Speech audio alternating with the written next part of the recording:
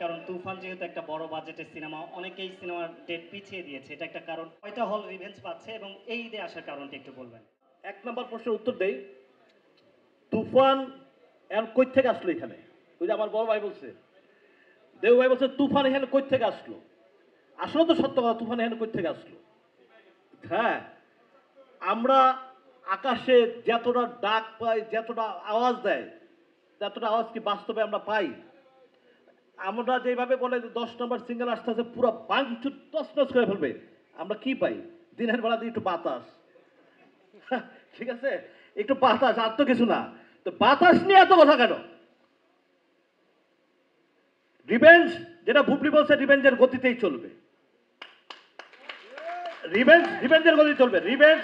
Revenge যারা দেখবে তারাই বলবে রিভেঞ্জ কেমন হয়েছে। বিচার করার দায়িত্ব দর্শকের কাছে, আপনারা আমার কাছে না। আপনারা আমাদেরকে প্রচার করবেন, আপনারা আমাদেরকে ভালোবাসা দিবেন, সেই জিনিসটা আমরা চাই, আর কিছু চাই না।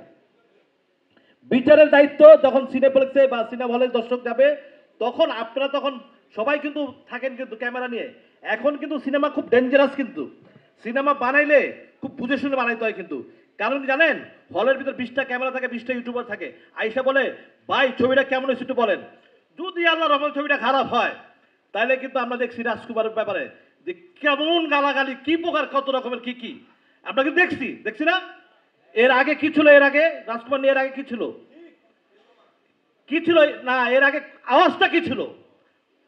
পুরো বাংলাদেশ তছনছ হয়ে যাবে, পুরো বাংলাদেশে। দুঃখের বিষয়, আমরা ফল পাইছি 0। এবং হলের দর্শকদের কথা, এটা আমার কথা না। দর্শকরা মধুমিতার সিনেমাতে বেড়েছে আর দিচ্ছে। আমি কিন্তু বলছিলাম যে ভাই আপনার হাতে পায়ে ধরি, আপনার ডিরেক্টর কারো মা বোন নিয়ে আপনার গালাগালি করবেন না।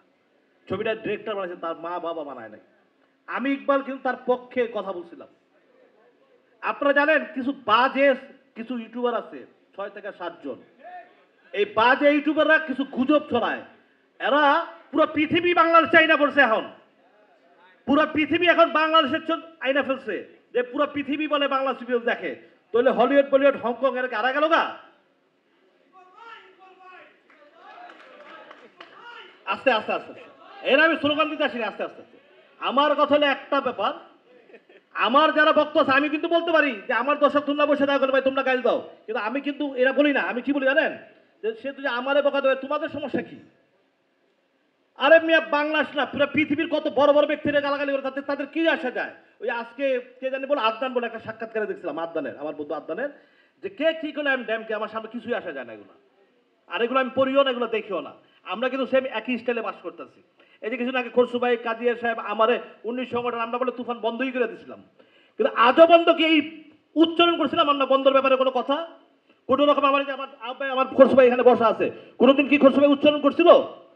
এইটা তাদের একটা গেম, যেই গেমটা তারা নিজেরা 10,000 টাকা ইউটিউবে দিয়া তারা নিজেরা গেম করে, তারা তুফানের বিরুদ্ধে করে, তাদের একটা পলিসি, বাজে ব্যাড পলিটিক্স, পাবলিসিটি, আমাদেরকে নাম বিক্রি করে। খরসুবের নাম, আমার নাম, আদনানের নাম, কাজিয়া সাহেবের নাম, সাহেব সবার নাম বিক্রি করে তারা একটা ব্যাড পলিটিক্স করেন। নাহলে তাদের বাপেরও ক্ষমতা নেই ইউটিউব চালানোর, যদি আমাদের নাম বিক্রি না করে। আস্তে আস্তে আস্তে আস্তে আস্তে আস্তে তারা জীবনে আমাদের নাম, পারলে আমাদের নাম ছাড়া ইউটিউব চালা না দেই, চালা। কত দম আছে দেখি, খরসুবের নাম লিস্ট, আমার নাম লিস্ট না, হ্যাঁ জন্টুবের নাম, ওদের নাম নিয়ে একটা চালা। জিন্দিগিতে চালাতে পারবি না, কারণ তোদের ওই ইস্টার বিশালকে গোনা কেউ ধরে না। আমাদের নামটা যখন আসে তখন ইউটিউবটা চলে, দেখে, ঠিক আছে? ক্ষমতা থাকলে আমরা তো স্টারও না, কিচ্ছুই না, আমরা তো নর্মাল পাবলিক। হ্যাঁ, তা আমাদের নাম নিয়ে এত খাইটানি কেন তোদের? কারণ তোদের চলবে না। ভাতে মরবি তোরা, পানিতে মরবি তোরা, তোর বাপ পারে খাওয়াইতে পারবি না তোরা, এটা সত্য। এটা পারবে না চালাইতে, ওই আমাঙ্গ নাম নিয়েই চলাই দেবো ওদের, এটাই ওরা বুঝে নিচ্ছে, ঠিক আছে? এটাই ওরা বুঝে নিচ্ছে। আম পাল্লা চালা, যদি বাংলাদেশে এত বড় সুপারস্টার হয়েই থাকে, তাহলে ওর নাম দিয়ে 1 লাখ করে ইউটিউব চালাস না কেন? ওর নাম বিক্রি করে রাখা, আমাদের নাম লাগাস কেন? একটা কথা বলি, বুবলি কে আমি যথেষ্ট আমার ছোট বোনের মতো আদর করি। আমার একটাই বোন, আমার ছোট বোনের নাম ইতি, আর বুবলি, আমি দুজনকে এক পাল্লায় মাপি সবসময়। হয়তো আমি একটা ইন্টারভিউতে আমার একটা মিস্টেক কথা ছিল, বাট এটাকে এডিট বেডিট করে অনেক কিছু হয়েছে, এই জন্য আমার সাথে অনেক কিছু হয়েছে। হ্যাঁ, এইটা আমি বুবলিকে বলছি।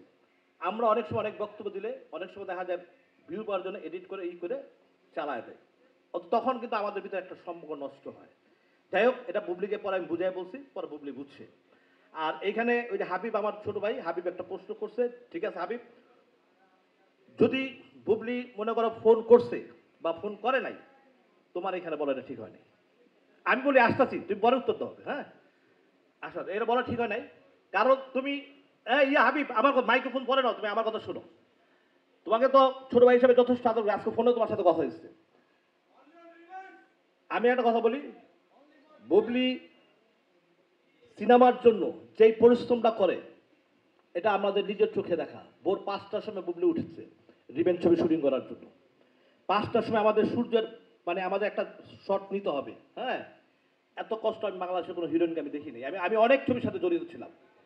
হ্যাঁ, অতএব বুবলি নিঃসন্দেহে একজন ভালো আর্টিস্ট। আমাদের যতগুলো নায়িকা আছে আমরা যে দেখি, বুবলি কখনো 1 ঘন্টা শুটিংয়ে লেট করে না, এটা বুবলির সবচেয়ে বড় একটা গুণ।